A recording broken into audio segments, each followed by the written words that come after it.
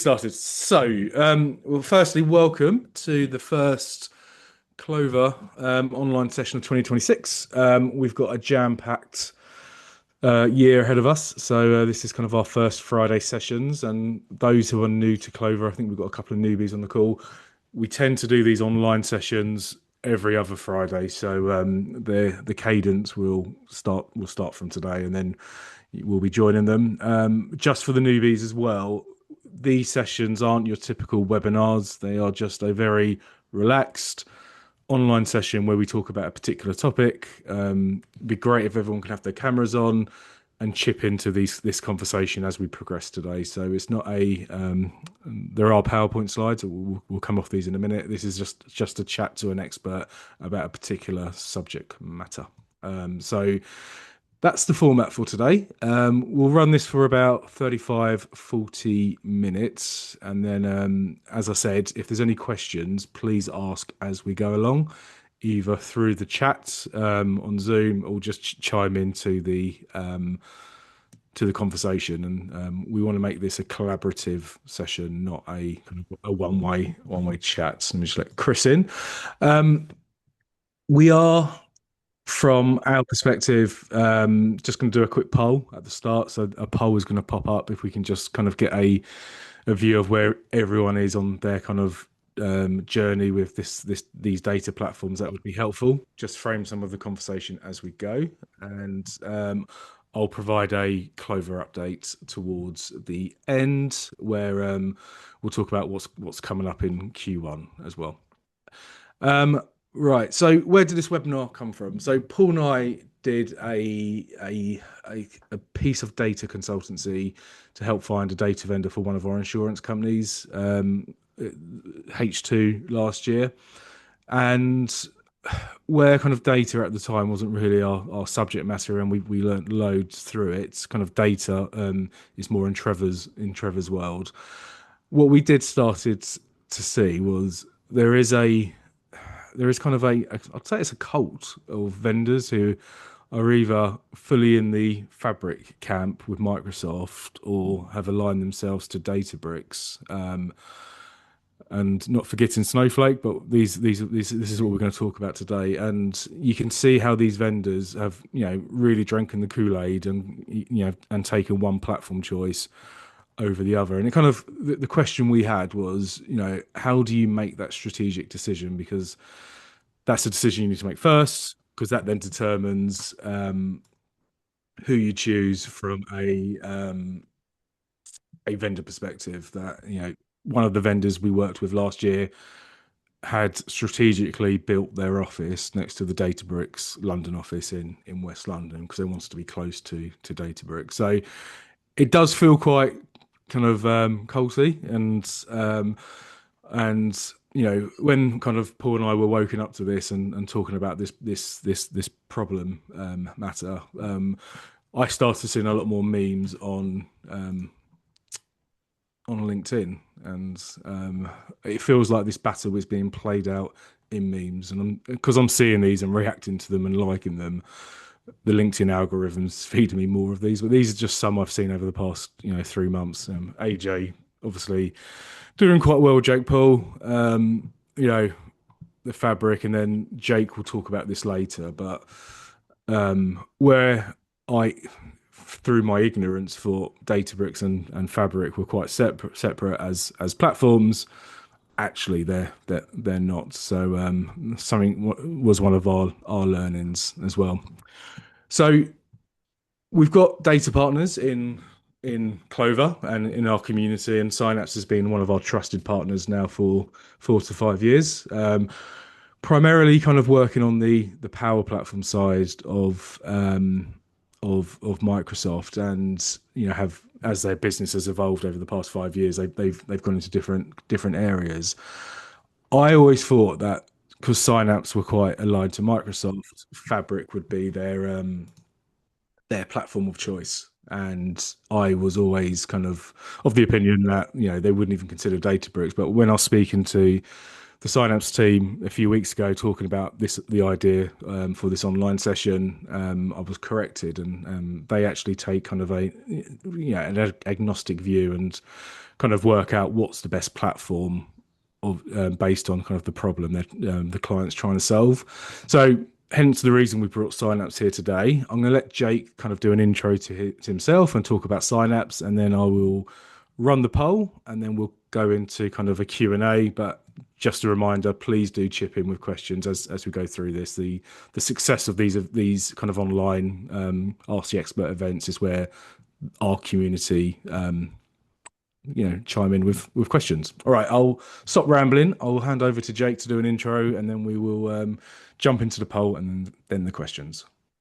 Great. Thanks very much, Craig. So hello, everyone. I'm Jake, and as that slide said, I'm the Data and AI Director here at Synapse. Now, Synapse are historically a Power Platform company, so all things Power Apps, Power Automate. But as you've seen over the last few years, Fabric has kind of entered that space. And as of about, what month or day are we on? As of about 3 weeks ago, we're now a Fabric featured partner with Microsoft, one of only 30. So we have the expertise in Fabric now to build alongside that Power Platform solution. Now, because Fabric is so new and is the trendy thing, but it is also still being heavily developed by Microsoft, all of the people we are hiring and have hired are ultimately still seasoned veterans at Databricks. So they might be doing Fabric now, but the technology isn't that different, and they also do Databricks. And that means that we can offer both, really. So if a customer comes along to us and they have needs that fit Databricks, which we'll get into later on, then we can absolutely do that. And I think just right off the bat, I think there is a misconception that if you want to be in the Microsoft world, you choose Fabric, but Microsoft is a heavy investor in Databricks. They go hand in hand, and Databricks runs on Microsoft Azure. So it isn't one or the other. If you want to be in Microsoft, they work very well together. And that's the kind of thing we're going to drill in today. But nice to meet you all, and thanks for joining. Cool. Thanks, Jake. Okay, right. I'm going to try and publish this poll. It's going to go wrong because it's technology, but let's give it a go anyway. All right. Here we go. Right, the poll is launched. So the question is, who is actively reviewing Fabric or Databricks in 2026? The options are, we're not, we're using Fabric currently, we're using Databricks currently. All right, where's the race? Ooh, I don't know whether you can see it, but the bar charts are updating live. Okay, I'll give this a second, and then we'll end the poll, and then we'll jump into some questions. Okay, right. So this was multiple choice. Okay, it's still going. It's still going. Okay, we'll end it there. So 41% of us, I think there's about 20 odd people on the call today, are considering these platforms in 2026. 24% are not. 24% are also on Fabric, and then slightly behind 17% are on Databricks now. Now 22, so that's 4 of the 3. Okay, that gives us a good benchmark for today. I will just gonna take a screenshot of that, and then I will jump into the questions. Right. Okay, so I will ask this question just because I'm a layman, and I appreciate there are very technical people on the call today, and I think there's a couple of heads of data, so apologies, but just to get my baseline right is, Jake, why would you not use SQL databases, and why would you be considering, Fabric, Databricks, and in some cases Snowflake? What gives them the edge against what was kind of seen as the legacy kind of data platforms? Yeah, so something like Azure SQL is good at what it's built for, right? It's a transactional database, so it's heavy read write, sits behind an application with very structured data, and it's good at that. It serves its purpose. But if you want to start doing big data queries, analytics, and really drilling out the insights from this database, then you need some big processing power like Apache Spark that can do this. And that's what underpins Databricks and Fabric. It allows it to really have that big grunt that can look at the data and see what it is telling you, but also have the power to run much more complex queries than you otherwise would. But Azure SQL or SQL in general, obviously it's been around for a while and people have very good skill sets around it. And that's where things like SQL endpoints within Fabric are very handy because you can take those SQL skills and run the same queries in Fabric. So that the knowledge is just transfers very easily between the two. Also, if you do want to have that Azure SQL experience, if you do want to have the read write transactional type approach for your database, you can do that in Fabric now as well. So Azure SQL is also an option within Fabric without having to go and configure that service in the Azure platform and have a bit more of the management overhead.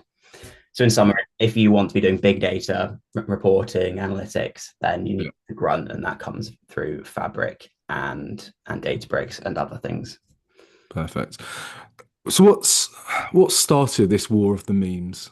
Why has Fabric and Databricks become such a big battle between these two, these two products, and has started these memes and this kind of cult with vendors who are really going into one side than the other? It's a good question. I think it goes back to AWS versus Azure versus GCP, right? People are just loyal to what they're using, I would say. And Databricks has been around for longer than Fabric, and people have invested a lot of money into Databricks as well and running these expensive platforms, which might influence some of the loyalty around it. Personally, I don't see the need for the rivalry because they work very well together. You can run Fabric to do a lot of the easier, simpler stuff. But then if you do need to do some really heavy lifting ML or something like that, Databricks can plug in to Fabric to do that. And that's often the recommended architecture that we get to is use Fabric to do anything up to Power BI level where you can self-serve reports and kind of have shortcuts to your data. And it almost looks a little bit like SharePoint. So it's quite a shallow learning curve for people. But once you've done that and you do want to go into the data science world, Databricks is amazing at that. And you can just plug in and use both. Okay. Not on today's kind of headline title of today's event, but where does Snowflake sit into this war of platforms? Snowflake was one of the first to market around the big data warehouse as a software as a service SaaS solution. Yeah. And again, it can sit on Azure, it can sit on AWS and others as well. So it's an easy thing to click and to provision. It had a lot of investment behind it. I don't know the exact market cap of it, but it is very prevalent in the financial services world as well because of the BlackRock partnership with BlackRock Aladdin. So it goes in to a lot of financial services and it's incredibly expensive in my experience. That is the main problem I hear with Snowflake. It's very capable, has amazing features in there. They have bought some of the large language models as well, so they offer those. They kept them open source as well, which is very good. Yeah. But it's just an absolute behemoth to pay for. That's the problem with it. And it doesn't play as nicely with Fabric and Databricks. So it is a separate one at that point, whereas Fabric and Databricks can join together and deliver a really nice coherent solution. Snowflake sits outside of that, in my experience. And to be completely honest, most projects that I've been involved with Snowflake have been to migrate away from it because of the cost element. So that's my personal experience with it. Okay. And do you feel, just from speaking to clients day to day, that there is maybe the memes are winning this battle, I don't know, but do people underestimate Fabric as a platform? Is it seen as the cheaper version of Databricks and as you said, Databricks could do the heavier stuff, but you should be using Fabric for the Power BI less complicated stuff. So Fabric can do most things these days, and as everyone on this course probably aware, Microsoft are pumping a lot of money into developing it and marketing it, right? So it's getting a lot of investment and it's getting better by the day. So a lot of the bugs that we're seeing a few months ago have gone already, and they're changing versus something like Azure Data Factory, which has bugs that have been there for 6 years, to be honest. They just don't seem to be fixed. And so Fabric is getting investment, it's getting better, and it is very nearly there to be that perfect data platform, in my opinion.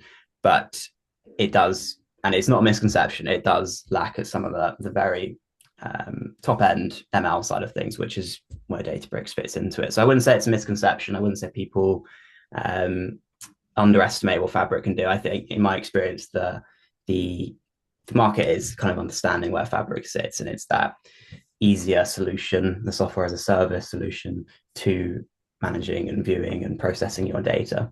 Whereas Databricks comes in when you need to do, like I say, the heavier lifting. Can your engineering team can they flip between the two platforms, or is it a different skill set for Yes.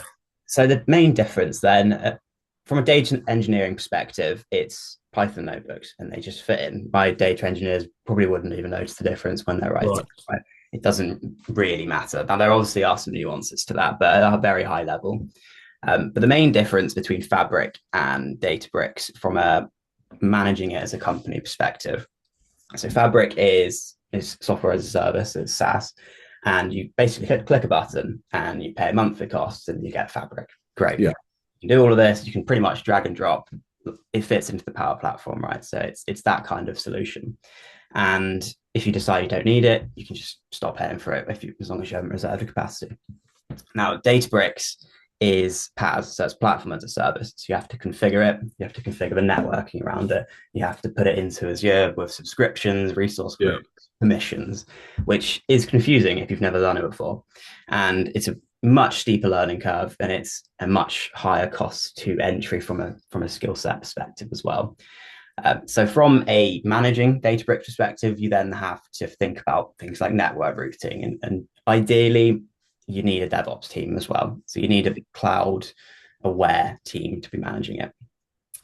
So that is obviously not possible for smaller companies, and that's where Fabric fits, because I don't want to do any of that. Just get rid of it, put it over there. I don't care. I just want to see my data.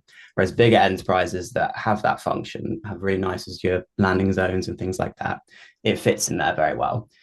And data engineers can just work in it just like they would in Fabric.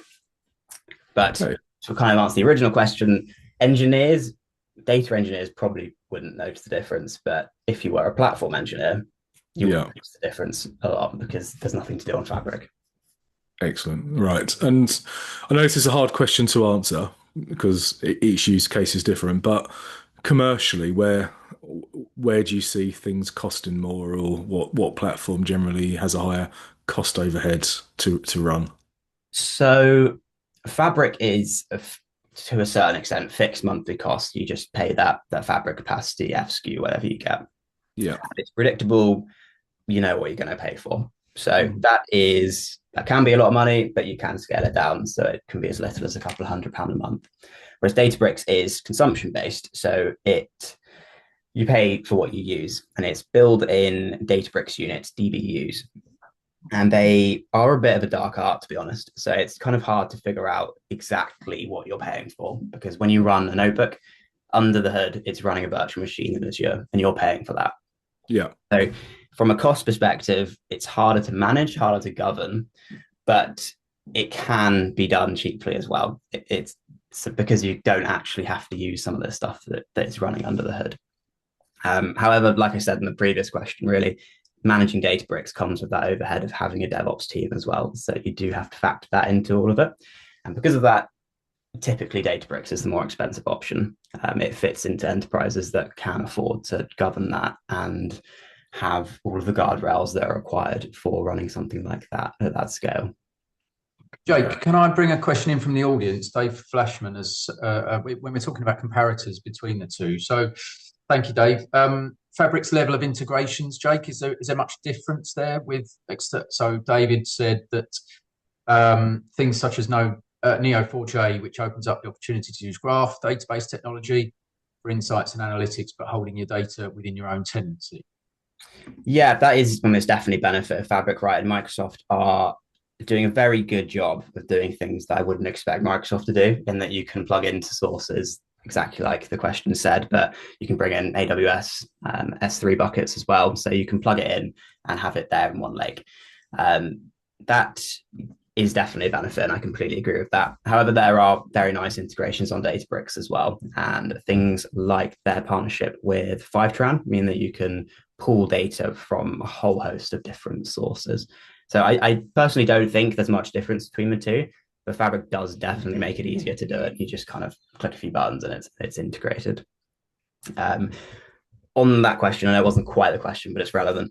Fabric does also now offer the a way of exposing your data through a Graph API endpoint, which is very handy. So you can have all your data in the gold layer, and you can say, right, I want to expose this subset of my data through Graph, and you can then sell your data, do whatever you want, license it, and expose it at that level as well, so people can plug in and pull it out through Graph, which is something that Databricks doesn't offer. So the only reason I mentioned that is because Graph was mentioned in your question. But interesting.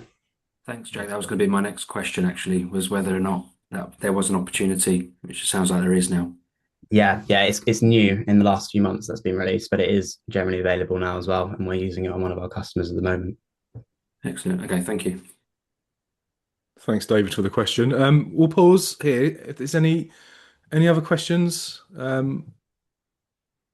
the moment, feel free to come off mute or just stick them in the chat. Okay. Right, I'll take silence as we're good. We'll pause in about 10 minutes for some additional questions. So our Clover community is weighted to regulated sectors. We are, I'd say, 60-70% finance and insurance. So regulatory compliance is key to decision making. What platform do you think positions itself better to support regulated clients and environments from a governance kind of lineage and auditability perspective, Jake? Honestly, I would say Databricks at the moment. Right. Fabric is getting there with things like Purview. It's getting there 100%. But if right now one of the best that can be offered, I would say Databricks. And the reason for that is the thing called a Unity catalog. Without going too technical, that is what Databricks is built on. So Unity catalog is effectively their governance layer on top of their data. So when you put your data lake into Databricks, you put the Unity catalog in the same place technically, but think of it on top of it. And there you can track exactly where data is coming from, the full lineage of everything, who's accessing it, all the way down to different pipelines that are pulling the data and using it in different areas of the platform. And you can track it all the way back.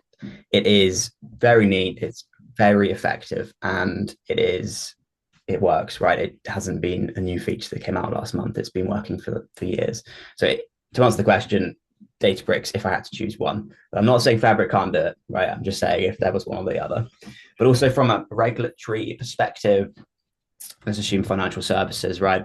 There's typically network requirements that go with that. So you can only have private endpoints in the cloud. You have to have everything pulled into a network. You have to have self-hosted everything you can, right?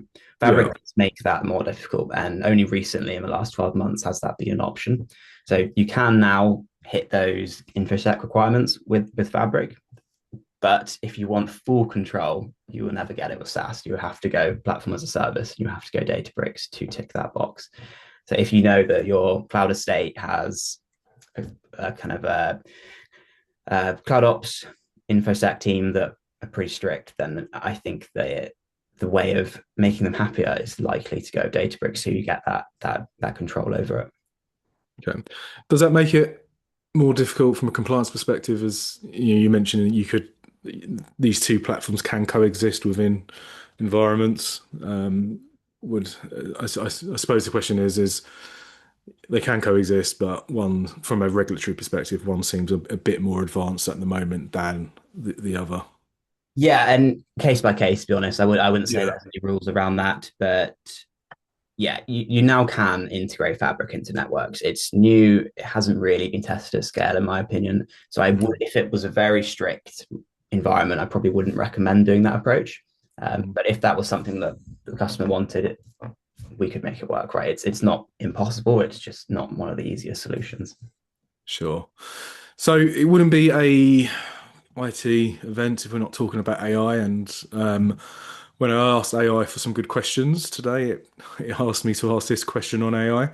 So what platform do you find is positioned better for production AI, not just from kind of an experimental perspective, which a lot of the use cases are today? What platform, if you are going to be taking a kind of a very heavy foot into AI, what's winning this battle at the moment? I think the answer to that depends on what people mean by AI and what it means for their business.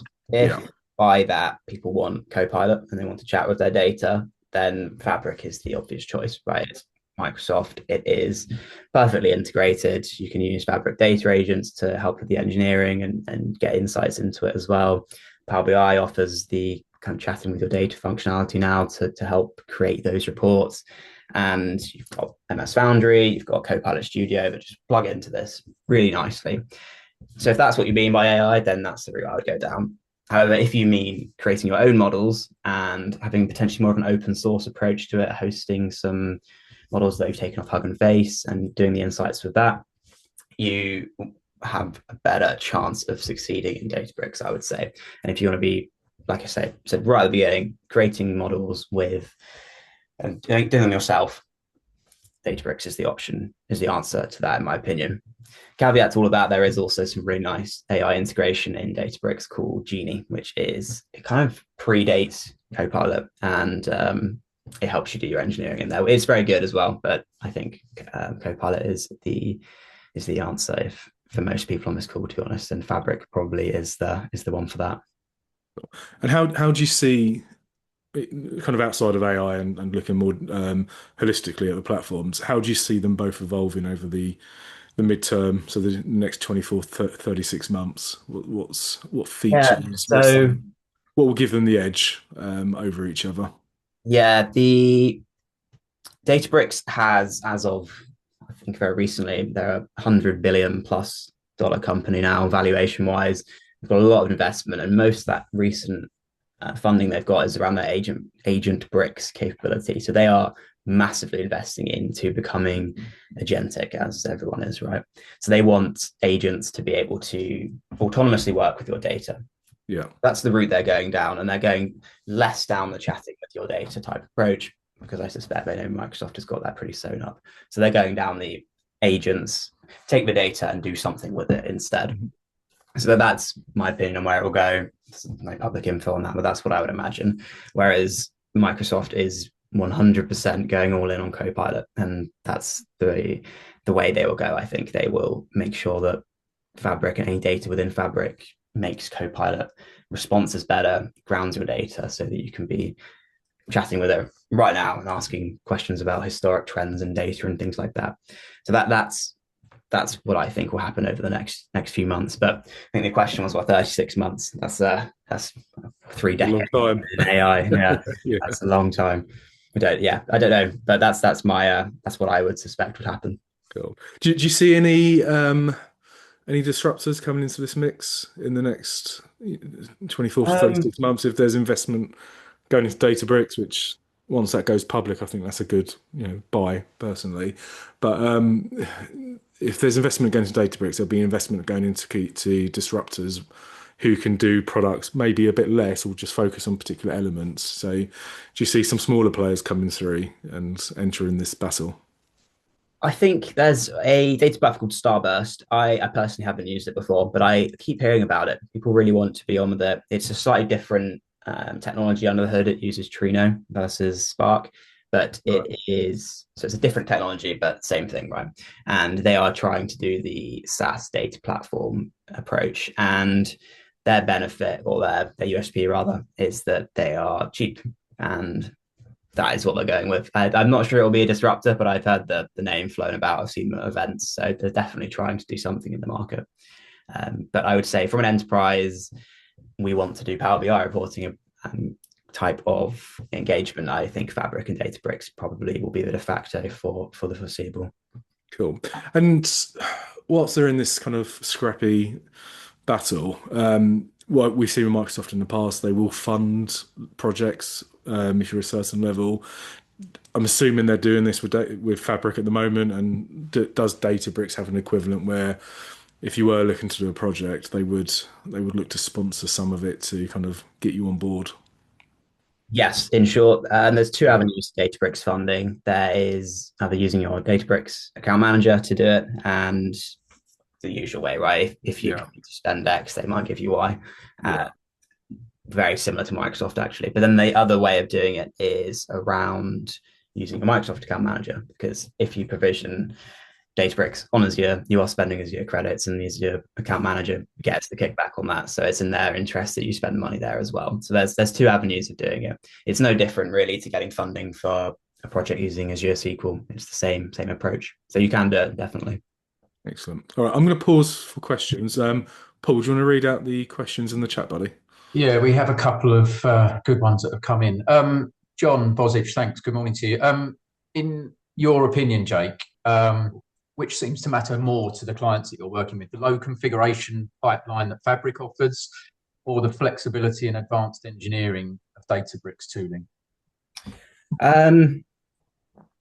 That is a good question. I wouldn't say there's any one answer to that. I think in the recent months, Fabric is chosen when people just want to do reporting, right? It's built in now, so your Power BI licensing is kind of goes through the same model, right? People typically have some Power BI stuff they've tried, and they just want to do more of it, and that's where Fabric comes in most of the time. I would say people understand that someone does something here in Fabric, and I can get a nice report, and that is the kind of approach that people are going down, in my experience. The integration, the simplicity of doing the pipelines is obviously a part of that, because it makes it easier for people to then manage it. And yeah, absolutely, the advanced engineering goes hand in hand with Databricks, because it's a steeper, more expensive barrier to entry, really. So you have to have that upfront awareness that it's going to cost more and require more expensive skill sets, more expensive tooling. So yeah, I think you're right in summary. Thank you, Jake. Cheers. Okay, going back to the Snowflake situation, Craig Watts, thank you for your question.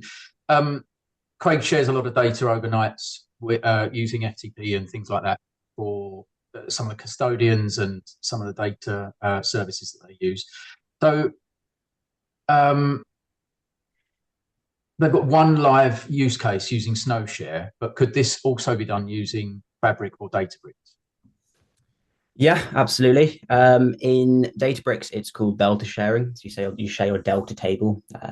The Databricks is built on the Delta Lake architecture, and you can then create a table and share that table externally and surface that in however the end customer wants to do it, whether that's Excel, plug it into someone else's Power BI. So you can absolutely do that with Databricks. Also, it is built on Azure Data Lake ADLS storage as well. So you can just take that data out and just do whatever you want with it from that point of view. People can plug into it using shared access keys and things like that. So yeah, completely open. Fabric has, I think if it is OneDrive, the One Lake, you can just share that data as well. So it is, it's built for that, right? It's built for that sharing. On the first point I mentioned around the data lake and the ADLS, it's probably good to mention that because you are building it on top of your data lake, and ADLS in Azure is probably one of the most simple resources to configure. You just click a button and it's there. That is your data lake. You can then do whatever you want with it. So if you decide that Databricks isn't actually doing what you want, you can then just pull that into Fabric instead, or you can do whatever you want, put it anywhere. It's your data. So it's not stuck in a platform once it's there. Guys, I think some great questions. Thank you. And Jake, well done for responding on the spot so well. If there's others that have got experience or want to talk about any of these answers or questions, also a perspective that you've got from your own work, please chime in. Well, can I ask a quick question? Yes, Kaushik, yeah. Maybe as a follow-up of what I just heard. So my experience of Snowflake is it is cloud agnostic. So you can essentially choose which cloud provider you would want essentially the service on. Is Databricks following a similar style? Is it cloud agnostic? And can I have multiple instances across different clouds of Databricks? Yes, it is. Yeah, you can do it on Azure, AWS. I'm not sure about GCP, to be honest. I've never actually done that, but probably. So yeah, definitely you can just go to Databricks and choose where to provision it. It's not tied in. In terms of different instances, I have never done that. I don't know. I'd be interested to see if you could do that, to be honest. But Databricks is configured at a workspace level, right? So you log into your Databricks workspace and you don't really know where you are at that point. It does feel like a SaaS. And then you have the Unity catalog with the config there, which is hosted somewhere. You can choose where, but you can also choose for Databricks to do it. So I would imagine you can just have that workspace at the very top level and plug in your Azure instance, and you can plug in your AWS instance. But like I say, I haven't actually done that, but I would imagine you can do it. Thank you. The second comment of Craig's question, I think this is perfect for exactly what Kaushik has just asked, is how do we know if we're backing the right data platform? When you choose a Snowflake or a Databricks, is this going to end, Craig, great analogy, is this going to end up like VHS versus Betamax for those of you old enough to remember, like me? But how do you know which horse to back, Jake? And I think, Paul, just to sort of add to it, I think what you do with the data inside your organization, I think, is one thing, but the use case we want to get right is the ability to connect to other people's data sets. So when we turn up, we have lots of people we connect with. If I turn up saying I'm a Databricks house, or I'm a Fabric house, or I'm a Snowflake house, what one am I more likely to get a positive response from? Because I want to choose the one they're all gonna be happy with, rather than choosing one where they go, sorry, we can't have that conversation with you. So we're back to FTP or SFTP. Yeah, I understand the question. I think in my experience and how I would approach this would be to start with Fabric as the correct answer. Now, the reason being is you can just pause the capacity. There's no upfront deploying things, and as you're configuring this, configuring that, it's just let's get a trial. Does it work for us? Great. And that was on that meme right at the beginning. That was one of the things on there. But yeah, you can just get a Fabric F64, which is a very high level SKU, as in a powerful SKU, and you can then try it. Great. No one's going to get fired for suggesting that, right? And then if you get to the limitations of Fabric, you can then be like, well, we know that's the limitation. We know it can do all of this amazing stuff that you will have proved at that point. It plugs into Power BI. Then you can look at doing Databricks as well as. So it doesn't have to be, I've backed this horse, I've screwed up here. It can be, I've reached the limitation of Fabric because this is what it's supposed to be good at, but now let's move on to Databricks. And I think, to be honest, most use cases, most customers will be fine with Fabric. It's just if you do want to move on to that really heavy real-time streaming, that kind of stuff, then Databricks would fill that gap. Craig, have you, or to the audience, has anyone seen a case where that answer wouldn't work, where a partner or an external data source has said, we can't offer you a transfer to Fabric? It's got to be not to Fabric. We've definitely had to have conversation with vendors about, are they ready to have a connection over using Snowflake? I mean, I don't operate in our data team, so I have to be careful not to stretch too far in my knowledge base. But the principle is, we've got one partner. It was SCI, one of our custodians that we do a lot of business with. They were like, yeah, we can set up a Snowflake share with you, and off you go.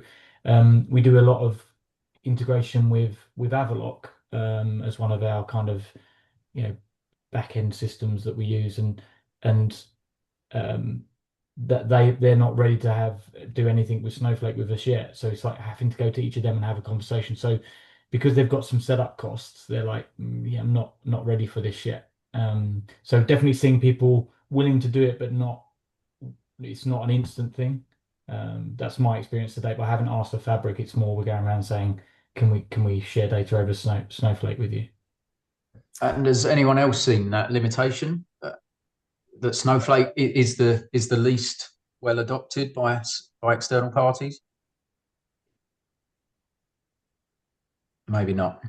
Okay, Craig Appleton, if you're able to speak, I'm interested that your feedback was one of the only ones about Starburst. You've used it. What comparisons would you give maybe against some of these other platforms talked about today? Yeah, so that's an interesting one. So it kind of bridges the two in a way, because you can have it as software as a service, so like a SaaS offering, but they also do like an on-premise version. So again, like Jake really pointed out, you need a DevOps team for the other one. So you can kind of configure it two different ways. But I found it really really cost effective if you want to try and stay agnostic from cloud providers. Sometimes I've worked with businesses where they're like, oh, it's going to be cheaper on another cloud. Can you just move everything to the other cloud? And you just if you're ever worried about a case like that happening, so this it can be sometimes it can be a little bit nice to stand outside of being locked into a particular cloud provider. So I've often used this as sort of the backbone. And what's great about it is, yes, it like Jake said, it's got Trino and stuff like that, so it can parallelize up really well. You can just use blob storage and behind it, so that parallelizes up in the cloud crazy fast. So it's what's great about it is it's a bit like Fabric in the sense it's sort of around this data mesh idea where it creates this sort of layer of abstraction. So it looks like you're talking to one thing, but actually you can be talking to multiple things. And what's great about that for all the data engineers is they can use one set of code to talk to everything rather than having different code for every single thing they talk to and stuff. So having something like the Fabrics or the Databricks of the world and things like that, along with this, is being able to standardize that code, so you're not got different flavors of everything floating around. But what I've done to really sort of to get the best of both worlds, like with Databricks and Spark, is there are companies like Ocean Spark and other people like that where you can literally just spin up a Spark cluster of any size you like, run that your Python against that, and come back. So I would normally make a Starburst with not a huge number of workers just to be able to make sure the data comes fast. But then you can still run Spark jobs using providers like that and things. So if you've got a business that wants to sort of not be locked into one cloud provider, that's quite a nice way that you can lift and shift that around. So I've had great success with it in the past. It's got excellent lineage tools and a whole bunch of stuff baked for making data products and stuff baked in. So again, you don't need to have quite such a big ecosystem for managing that stuff. I know, luckily, like Microsoft is quite good at packaging all that stuff up too, but sometimes you still need those extra tools for creating data products and for lineage and things. So I've had great success. So happy to talk anyone through it who's looking at that or wants to know the ins and outs of in the future. Brilliant, Craig. Thanks. Pleasure. Okay. Is there any more questions, or Jake, is there anything you'd like to add just before we wrap up today's session? No, nothing else from me. But if anyone does have any questions they want to speak through with me, then yeah, drop me an email. Craig, if you don't mind sharing it afterwards, that would be great. I will do. Thank you. Yeah, Jake, fascinating stuff. It's very complex, so thank you for your time today. I'm just going to take 2 or 3 minutes of everyone's time just to talk about what we're doing in the community for the next quarter. There's a lot of there's a lot of clapping emojis turning up. Can everyone see my screen? Okay. No. How about now? Yep. Yeah, Yeah. it's there, mate. Yeah. Okay, perfect. All right, let me just go into full screen mode.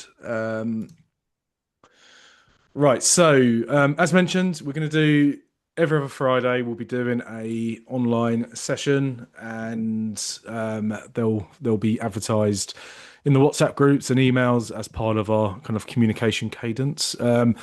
Kind of new for 2026 is Boydie is going to run a kind of a more of a producty showcase session where we're going to get 3 or 4 innovators come in, give a 10-minute, 15-minute view of their products. They may not be kind of aligned in terms of, it's a product for X and it does Y. It could be quite random, but we used to do something similar a few years ago, and it's a good way we can talk about what, and I'll say this in inverted commas, what cool things we're seeing in the industry. What we did last year, which was a success, and we're going to double down on this year, is our private dining. We have an insurance focused one in 2 weeks, and we will be at the Lucky Cat restaurant. We're not going to advertise these on the platform. We are going to try and keep these invite only, just because we want to get the right cohorts of our community together. But we will reach out to everyone at some point in the year to join one of these sessions as well. Also, I don't know if everyone's met Chris, but Chris Sanders is kind of our long-time community member who works for XBS. He has a passion for wine, and he's actually going to be hosting our next social. So on the 28th of Feb, which is the Thursday, I think, we'll be doing some wine tasting. So he's got a an agenda to take us through kind of the Burgundy region of France. So that's going to be fun. Clover hacks I won't talk about today, but it's kind of something new we're going to do in March. So more to follow on that. And then in the clouds, loosely at the moment, we're looking at the 26th of March. We're going to do them once a quarter, as per last year. However, the last one in 2026 will be slightly bigger, multi-track, etc. We are going to give the mic more to the community going into these events. Last year it was quite, I'd say, vendor focused. So we are going to kind of ask if there's any speakers to talk about particular subjects within our community. So if you've got something good to say, please do feel free to put forward a case to us to present on one of these. Very quickly, research. We've commissioned a journalist to help us with an AI piece. We are going to be asking for some folks to be interviewed. This is a follow-up from the ITC event we did last year and the survey we did. So that piece of long-form content and that research report will be released towards the end of February. And then from a platform perspective, we're still working on the platform. It's kind of an evolving thing for us. We are going to try and make Clover AI a bit more intelligent. It's kind of semi-intelligent at the moment, so we're kind of working on that in the background. The IT partners are in there. We don't have many in there at the moment. We've got products we want to get to you guys, which aren't in there. So we are going to look at the kind of how we recatalog those in this half of the year. So more to follow on that. And then also we want to get the mobile app finished. It was ready last year. It had a bug with messaging, and for us, messaging is the key point of the app. So we've had to rebuild it. So we are looking to get this out in the next few weeks, but don't hold your breath. So when it's ready, we'll release it. But it looks pretty cool. It's just we want to get the messaging on it working correctly. Okay. Right, Paul, anything to add before we close? Nothing from me. Thanks for joining us, guys. It's great to see everyone. It's very late in the month to say Happy New Year, but it's the first time we're seeing some of you, so I will not ever say that again at the 30th of January. But Jens, you had a question. Can we take that quickly? Yeah, right. Sorry, I arrived late. I just wondering if this has been recorded. It is. Yeah, It is. it'll be in the Clover platform, hopefully by Monday, I would imagine, with an AI transcript, and we'll be carving up some of this to use in some of our other marketing as well. Great. Thanks. Excellent. Thanks for joining us. Okay, well, look, Craig, I'll pass back to you to close. Cool. Everyone have a great weekend. Thanks for joining. We'll see you on the platform. And I think Jan's question, will the Clover WhatsApp group be replaced with the mobile app? Yes, that's the intention. We want to get it perfect. So the WhatsApp group will live for the next few months. Okay. Cheers, guys. Speak to you Thanks, soon. everyone. Thanks, Jay. Bye. Thanks, everyone. Thank you, everyone. Bye. Bye.